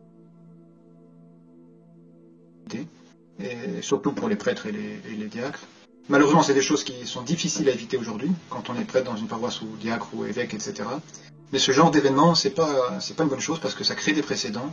On fait des prières ensemble, etc. Évidemment, c'est interdit par les canons. On vous dira qu'il y a un contexte, etc., une diplomatie à avoir, mais enfin, c'est une réflexion très humaine. Mais il faut éviter ce genre de choses. Mais si vous y êtes contraint par la charité, c'est-à-dire pour pas blesser votre famille, alors vous pouvez y aller. Pour la question de la personne c'est une personne qui était musulmane, c'est ça, et qui est orthodoxe maintenant. Là, je vois son rôle qu'elle s'intéresse à l'orthodoxie. Elle n'est pas catéchumène. D'accord. Si c'est sa famille, elle ne peut pas renier sa famille. Et si c'est simplement une cérémonie, si un jour elle veut devenir orthodoxe, etc., puisqu'elle n'est pas orthodoxe, c'est pas vraiment un problème. Peut-être qu'elle va se sentir mal à l'aise, mais si c'est pour une fête religieuse, ou simplement on échange des vœux et on fait un repas de famille, alors il vaut mieux aller à ce genre d'événement. Si cette personne devient un jour orthodoxe, ce sera plus délicat. Les choses seront un peu différentes. Mais ça, il faudra qu'elle le gère avec son père spirituel ou son confesseur.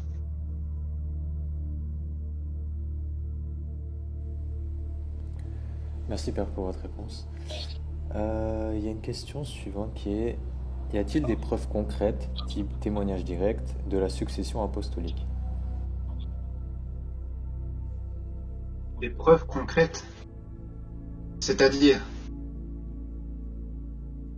l'histoire de l'Église nous montre ça, la tradition de l'Église nous montre ça. On n'a pas de photos et de vidéos de Saint Paul qui a ordonné un tel, etc. On n'était pas au XXIe siècle à l'époque. Non, les preuves concrètes, les vrais historiens, c'est les évangélistes. Les vrais historiens, c'est les saints apôtres qui ont vu, qui ont écrit ce qu'ils ont vu. C'est toute cette tradition que l'Église nous a léguée. Et il faut faire confiance à cette tradition. Et il n'y a aucun doute sur le fait que la succession apostolique est réelle dans l'orthodoxie, est présente. Et justement, quand on est prêtre, par exemple, on est ordonné par un évêque, qui a été lui-même ordonné par un évêque, et on remonte comme ça jusqu'aux apôtres. Et c'est ça qui fonde véritablement le sacerdoce, on peut dire, dans l'Église. C'est très important. Mais je sais pas ce que vous appelez preuve concrète. On n'est pas dans le domaine scientifique. Enfin, même les écrits sont vous imaginez, il y a plus de 2000 ans qui nous séparent de l'époque des apôtres. C'est pas des choses qui sont palpables de manière scientifique, si vous voulez. Mais on a quand même l'histoire ecclésiastique qui nous montre ça d'une manière évidente, sans aucun doute. D'accord, merci. Enfin, du coup, c'est une question qui m'a été posée en privé. C'est quelqu'un qui demande comment bien se confesser alors qu'il m'est impossible de sortir des mots autres que des larmes le moment venu, alors même que j'ai conscience que je me confesse devant Dieu et non devant le prêtre. Ayant l'impression d'avoir été malhonnête, cela a pour conséquence de me faire sentir encore plus honteux après la confession qu'avant. Bon, déjà, de se sentir plus honteux après la confession qu'avant, c'est le diable qui met ça dans votre tête. Faut chasser ça. Quand on s'est confessé qu'on a reçu l'absolution, c'est terminé. On est relié au Christ, on est réunis à l'Église. Maintenant, je suppose que vos larmes, elles sont bonnes, mais elles ne vous empêchent pas de parler, quand même. Vous allez bien avoir un moment où vous pourrez parler et dire vos péchés concrètement. C'est important de dire les péchés concrètement, pas parce que ça intéresse le prêtre. Vous savez, quand on est confesseur, ça fait pas 30 ans que je confesse et pourtant les péchés c'est toujours les mêmes, si vous voulez. Donc le prêtre, ça n'intéresse pas de connaître vos péchés. Par contre, ça l'intéresse dans le sens où pour vous suivre et pour vous conseiller convenablement, il a besoin de connaître vos difficultés. Et moi je considère que c'est même plus important pour un confesseur, c'est plus intéressant, disons, dans son rôle de confesseur, de connaître vos difficultés, vos épreuves, ce qui vous fait souffrir, ce qui vous pose des problèmes, des tentations, que vos péchés concrets. Parce que les péchés concrets ne sont que le résultat de quelque chose, c'est-à-dire de quelque chose de plus important, d'une pensée, d'une image, d'une suggestion, d'une passion, d'une tentation, de quelque chose qui n'a pas su être géré avant et qui a entraîné le péché. Le péché, c'est le bout de la chaîne. Mais le plus important, c'est de savoir comment cette chaîne, elle s'est faite pour arriver au péché. Mais c'est important quand même de dire les péchés, parce que c'est, comme disait Saint Jean Climac, combattre la honte par la honte. Et parfois on pense on a honte devant le prêtre de dire nos péchés, mais c'est une fausse honte. Parce que le prêtre, d'abord, c'est un homme comme nous. Et deuxièmement, c'est pas lui qu'on dit nos péchés, c'est au Christ. Lui, il est que témoin de notre confession et il intercède pour nous. Mais si vous voulez, il faut dire les choses. Même si vous pleurez, vous vous calmez un peu et vous dites après... Mais si vous avez été rempli de componction, si cette componction est authentique, c'est que vous avez vraiment le sentiment de votre indignité et que vous vivez vraiment le repentir. C'est ça l'essentiel. Mais quand même, essayez de dire vos péchés. Ou de les écrire si vous ne pouvez pas les dire. Vous les écrivez et vous les donnez au prêtre. Et après, quand on fait comme ça, soit le prêtre il les brûle après, soit vous les prenez, mais vous les gardez pas, il faut brûler ça, après la confession. Si vraiment vous ne pouvez pas parler, alors vous écrivez et vous le montrez au prêtre pendant que vous êtes à côté de lui. Merci Père. La personne suivante nous dit bonjour mon Père, bénissez. Comment faire pour ressentir la présence de Dieu à la divine liturgie quand on a la tête dans les problèmes du monde et que malgré la prière du cœur, cette lourdeur de ne pas ressentir Dieu reste?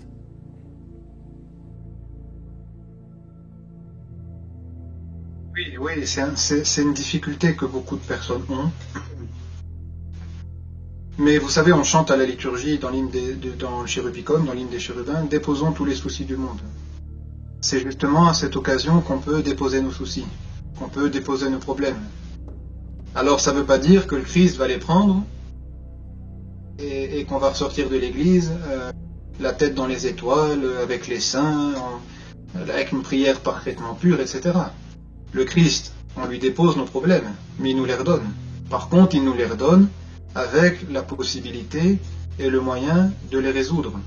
En tout cas, de les traverser dans la foi, si ce n'est de les résoudre. Donc, comme c'était pour la Cédille, offrez ça au Christ. quand vous allez à l'église, d'abord essayez de vous préparer, et ça c'est très important aussi, ça peut être le sujet d'une autre petite catéchèse, c'est la préparation à la liturgie. Comment on se prépare à la liturgie? Avec son canon de prière, avec des lectures spirituelles. On arrive à l'église pour la liturgie dans un état spirituel, qui nous permet justement de vivre véritablement la liturgie. Mais vous savez, même pour des moines, il y a des moments où on vit vraiment la liturgie, où on est touché par la liturgie, mais il y a des fois, on vit ça comme ça, et puis on est touché à un autre moment, dans son obédience, ou à table, ou dans sa cellule, c'est très variable. Mais c'est pas magique, si vous voulez. C'est pas parce qu'on est dans l'église, qu'on se tient dans l'église, que on va être transporté dans quelque chose. Mais l'important, comme je vous disais dans ma petite présentation, dans ma petite causerie, c'est que la vie liturgique, c'est-à-dire quand vous assistez à la liturgie et aux autres offices de l'Église, et un autre adjuvant, c'est-à-dire la vie intérieure. C'est comme deux rames d'une barque, il ne peut pas y en avoir qu'une, sinon vous tournez en rond. Il faut les deux. La vie intérieure, c'est-à-dire votre vie personnelle, votre programme ascétique avec votre confesseur, que vous voyez, vous priez à la maison, vous lisez, etc. Aussi simple, aussi humble soit-il, dans vos possibilités concrètes, réalistes, et votre vie liturgique. Ces deux choses vont ensemble. Et les pères disent qu'il faut qu'il y ait ces deux choses. Une vie intérieure, une vie mystique, sans la vie liturgique, sans la vie sacramentelle et sans la Sainte Communion, est inefficace, si vous voulez, parce qu'elle n'a pas de nourriture, elle n'a pas de racines. Et les racines, c'est le Christ, c'est la Sainte Communion. Et aller communier, aller à l'église, sans avoir de vie spirituelle en dehors de l'église, c'est-à-dire à la maison, sans prier quotidiennement, chaque jour, plusieurs fois par jour, sans prier constamment, sans essayer d'avoir cette vie spirituelle, ce programme spirituel. C'est pareil, vous allez arriver à l'église sans être préparé, si vous voulez. Un athlète, quand il a sa course très très importante à telle date, à telle échéance, il est préparé, si vous voulez, à recevoir quelque chose. Et ça, c'est vrai qu'on fait cette expérience. On peut être 10, 20, 30, 100 dans une église, on va tous communier, peut-être un seul va vraiment sentir le Christ. Pourtant, on aura tous reçu le Christ. Et un seul va vraiment comprendre spirituellement, va vraiment vivre la réalité qu'il a reçu le Christ, qu'il est désormais le Christ, qu'il porte le Christ en lui. Et ça dépend évidemment de la grâce de Dieu, mais ça dépend de notre préparation avant la liturgie. Je sais que c'est parfois pas évident. Alors on peut dire c'est facile, il est moine et puis tout est organisé au monastère, c'est beaucoup plus facile. Et c'est pour ça que je dis toujours la vie monastique c'est la vie facile. La vie monastique c'est facile, c'est la vie dans le monde qui est difficile. Et c'est parfois difficile quand on travaille, quand on a des enfants, de trouver du temps pour pas simplement prier formellement 5 minutes comme ça devant les icônes à toute vitesse, mais vraiment faire un vrai travail spirituel. Vous voyez, c'est parfois difficile, je sais, je reconnais. Mais il faut faire ce qu'on peut. Et dans ce qu'on peut, Dieu va faire aussi ce qu'il peut. Et comme lui, il peut tout, il va faire beaucoup. Mais à condition que nous, on puisse faire au moins ce qu'on peut.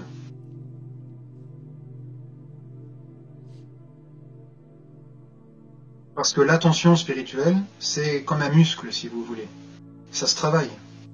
C'est comme l'attention dans la prière de Jésus. Quand on prie avec son chapelet dans sa cellule ou dans sa chambre, où vous voulez, la première chose qui vient, c'est les pensées, les distractions, les images, tout ce qu'on a fait pendant la journée, etc. Donc ça se travaille. C'est un exercice spirituel. Mais il faut le faire. Même si on prie 2 heures avec le chapelet et qu'on n'a rien compris à ce qu'on a fait et qu'on a passé son temps à être dans les distractions, tant qu'on a combattu, alors on a été vraiment en présence de Dieu. C'est un martyr quelque part. C'est un combat spirituel. On est dans l'arène. Comme les premiers chrétiens qu'on mettait au lion, si vous voulez. On se bat contre nos passions, contre notre distraction, contre notre sommeil. Faites pareil dans la liturgie. Vous êtes comme dans l'arène. Comme les premiers chrétiens qu'on mettait au lion. Vous êtes là et vous combattez pour le Christ. Contre vos distractions, contre vos pensées, vos soucis du travail, de votre famille, je ne sais quels soucis. Et vous les offrez au Christ.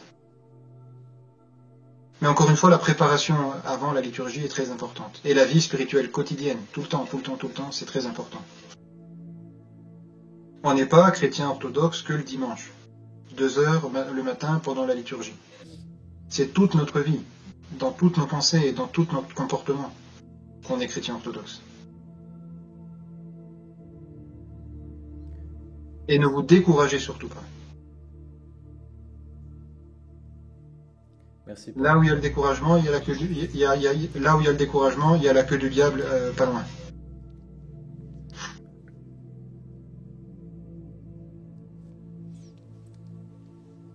Merci Père pour votre réponse. On vous remercie de tout notre cœur pour cette intervention. Voilà. Et c'est moi qui vous remercie. Et je suis très heureux d'avoir partagé ce moment avec vous. Et je suis très touché de votre zèle et de votre enthousiasme. Continuez votre combat. Soyez sûrs, certains que le Christ est vivant. Je vous disais, bon, évidemment, ce monde est autour de nous et de moins en moins chrétien, mais c'est une vision un peu humaine. Parce que là où il y a un chrétien, le Christ est là. Et c'est encourageant quand même. Saint Nicolas Velimirovitch disait, voilà, l'homme européen a chassé le Christ, mais d'autres hommes ont ramené le Christ en Europe. Et les Européens aussi, des Français, d'autres personnes deviennent orthodoxes.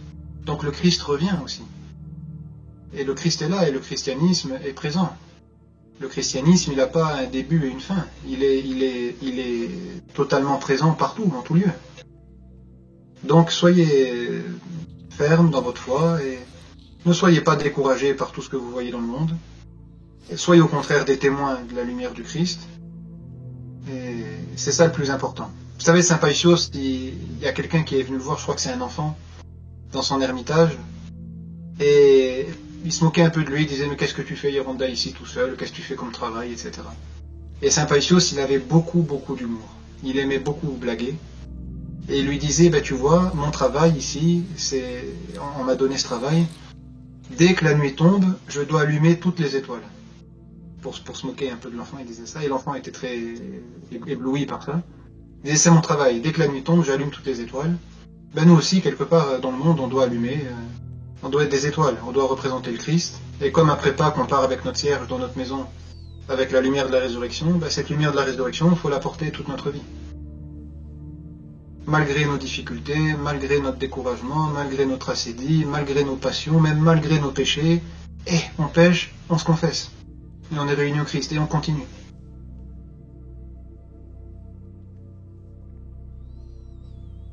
Merci Père.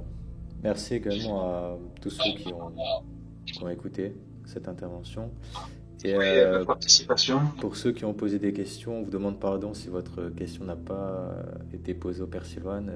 Avec le temps imparti, on n'a pas pu poser toutes les questions, mais ce sera peut-être à l'occasion d'une prochaine fois. Voilà. Oui, une autre occasion. Soit on peut faire une conférence, ou soit on peut faire dès le début questions-réponses et faire uniquement des questions-réponses si vous voulez. Pour pas perdre de temps. C'est pas une perte de temps parce que c'est un petit enseignement, aussi humble et pas très profond soit-il, mais enfin c'est une petite parole, une petite catéchèse. Mais on peut imaginer ça, oui, de faire plutôt question-réponse dès le début, pour une prochaine fois. D'accord, on prend note. Voilà, donc bon dimanche à vous. Vous savez, le dimanche, c'est à la résurrection, alors il faut dire aussi, on peut dire tous les dimanches que le Christ est ressuscité. Et donc là, nous, on va aller au Vêpres, à 4 heures. Et justement, demain, dans l'usage grec, en tout cas, je crois que les Russes ont un autre